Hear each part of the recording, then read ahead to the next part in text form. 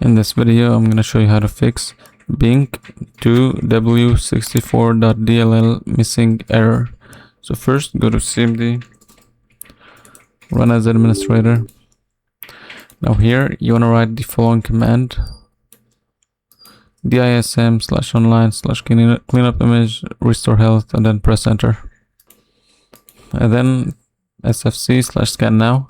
Then once it's done loading, check if this fixes the issue. If it doesn't, go to Google, then type the name of the software, the DLL folder that is missing. So I'm gonna paste it here, and then type download. So once you write it here, go to the first web page. And here you'll see like many versions, so make sure you download the latest one, just this one, and then click download. Now you want to just close this down and then open your downloads folder. So extract the folder. Let's see here. And then let's place this here. Then go to this PC and then local C drive, and then Windows. Then go to System 32. So what you need to do here is just go inside here and then drop this folder, DLL folder here. Drag and drop, then click continue.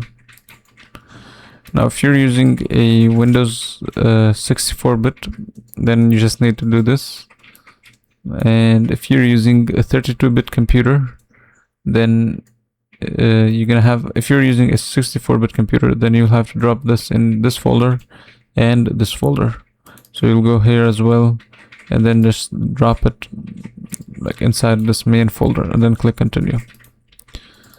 But if you're using like a 32-bit computer, your operating system is 32-bit, then all you have to do is just drop this one in here, and that's enough. So my computer is 64-bit.